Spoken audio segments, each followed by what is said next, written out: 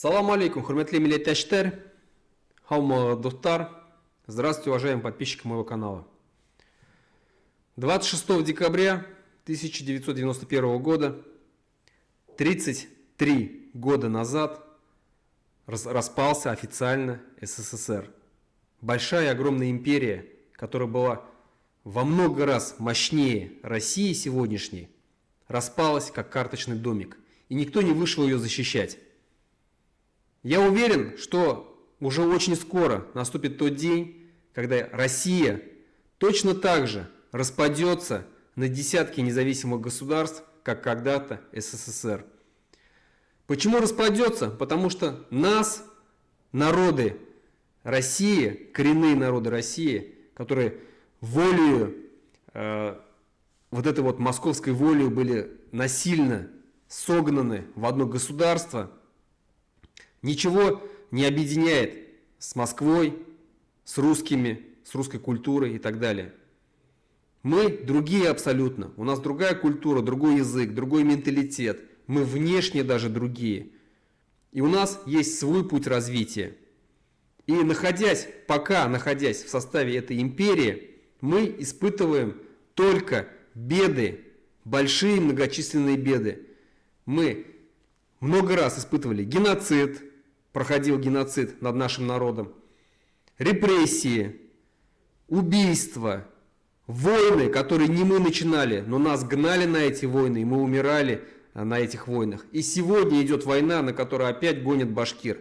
И вот к концу 2024 года количество погибших, официальное количество погибших на войне с Украиной превысило 4000 человек.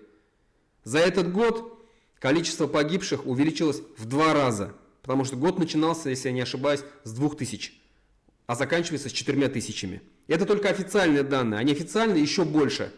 А сколько раненых, коллег, это не сосчитать. Буквально недавно официально власти России признались, что их около 600 тысяч человек.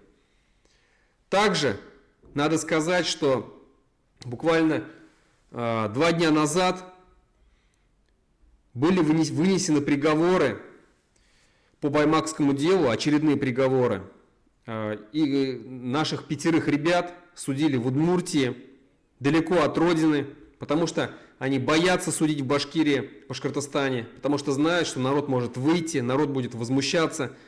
И вот вдалеке от родины, как когда-то наших башкирских героев казнили и судили там, в разных, в Самаре там, или еще в каких-то городах, подальше от Уфы, подальше от башкирских земель. Сегодня то же самое происходит. И вот наших 5 ребят судили в городе Ижевске, в Удмуртии. Ильнару Асылгужину дали 8,5 лет, Айгизу Ишмурзину 8,5 лет, Рафилю Утибаеву 8,5 лет, Фангизу Шарифагалиеву 5,5 лет, Фануру Хажну 6 лет. Это о чем говорит? Это говорит о том, что наши ребята, те, кто не признал вину, и власть, которая все время давила на то, чтобы задержанные по баймакским событиям люди признали свою вину, потому что для них это очень важно, их это взбесило, поэтому они выдали такие сроки. Что я хочу сказать по этому поводу? Я, конечно, не могу здесь, скажем так, советовать, чтобы вот вы не признавали свою вину. Каждый поступает так, как он считает нужным. Но я уверен, глубоко убежден в том, что все эти ребята, которые сегодня находятся в застенках по Баймакскому делу, все они не досидят до конца своего срока и уже скоро освободятся. Признают они вину или не признают. Но я могу сказать точно, что вашей вины здесь никакой нету.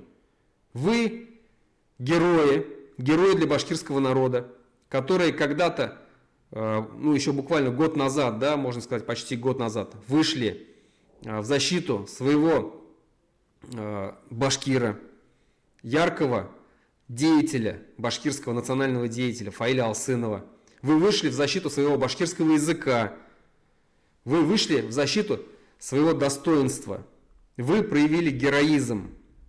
То, что вас там спровоцировали, сотрудники ОМОНа и различные провокаторы в масках, Так бывает, и, к сожалению, ну, многие наши поддаются на провокации. Но, еще раз говорю, вы не сделали ничего преступного. И вы, еще раз говорю, совершили только героический поступок. О вас, вообще о башкирах узнал весь мир. Узнал, что мы, башкиры, народ с достоинством, что мы, башкиры, не молчим, мы сопротивляемся этой империи. И сегодня это, конечно же, кремлевскую власть бесит, и они вот из-за этого выдают такие сроки. Но уже осталось недолго, и Башкортостан, я уверен, станет независимым, свободным государством, где не будут нас преследовать за то, что ты что-то не так сказал, что-то не так сделал. Мы будем жить в своем собственном независимом, демократическом государстве, где будет верховодить закон и права человека.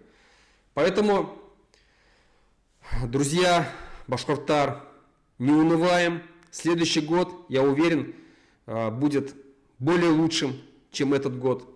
И возможно, уже следующий год принесет нам ту свободу, о которой мы все так много мечтаем и говорим. Хау булалы, хурматлы милләттәшләр, осыр шаңа тиклем.